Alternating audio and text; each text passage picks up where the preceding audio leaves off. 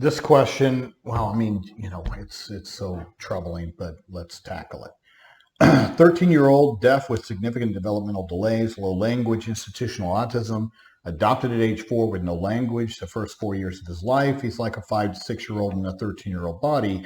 He goes to a specialized school for the deaf.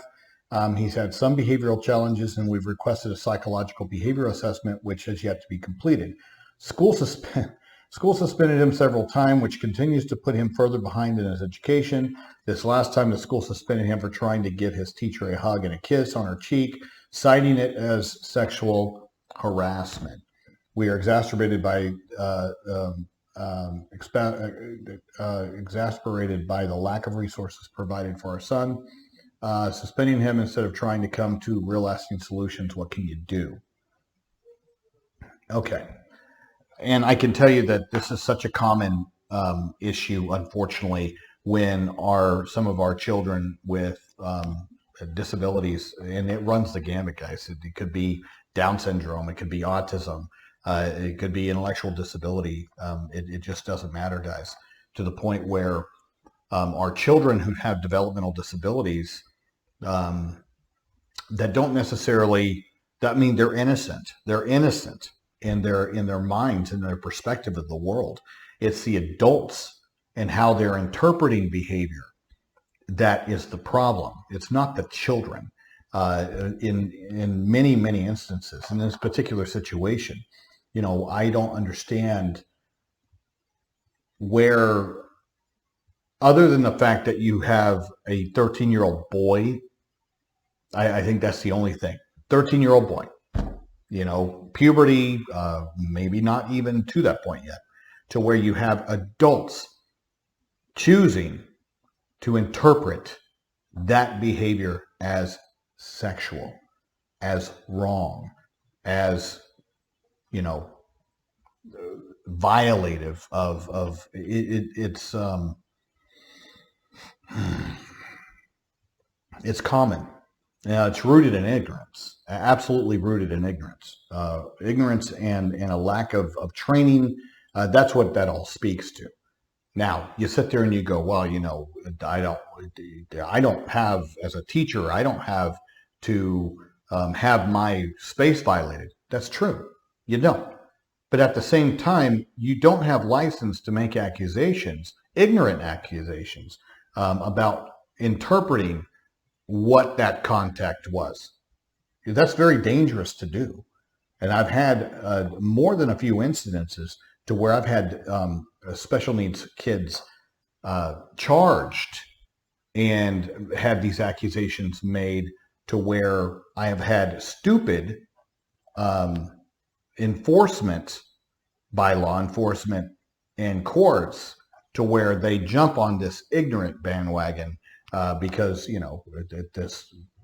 nobody loves to punish kids more than the government institution, because they have diminished rights. All right, so nobody loves to sit there and be mindless and brutes, and using violence and force to sit there and make other adults feel better about themselves, because that's all this is. It's just adults making life about themselves instead of having some freaking perspective about what they're dealing with. And that is a severely cognitively disabled child that is wanting love and affection.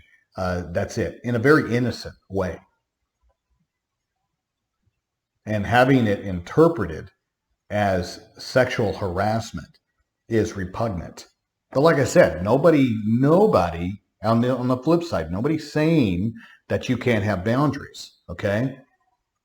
I have boundaries. I am not a huggy, touchy, I don't like it. That's just me, okay? I love people. I love my clients. But what I'm saying is, when I'm out socializing and things of that nature, that's just not me. So I understand boundaries. I'm not a close talker. I like my boundaries. I get all of that. At the same time, you don't have a right to interpret it in an ignorant manner. It's dangerous when you do that. It's making it about you. And there's ways to do this to where You can sit there and say, hey, to whatever your administrators or whatever, and say there needs to be some set boundaries. I'm not comfortable with whatever. But you don't assert ignorant accusations. And when I'm talking to people out there that I know are on this page that work in education, I'm not accusing anybody. I'm just saying that we all need to work on this together. Okay? We all need to work on this together. Don't interpret things in ways that they're not. It causes a lot of problems. You can do so in a gentle, nice, respectful, understanding, compassionate, empathetic way to where, you're addressing your concerns if you have a thing about space, while at the same time understanding the situation that exists, the reality. And there is nothing sexual about that situation. Nothing at all. Zero. Now, should the school be suspending the kid? No, they shouldn't. Can they under the law? Yeah, they can for up to 10 days without rhyme or reason.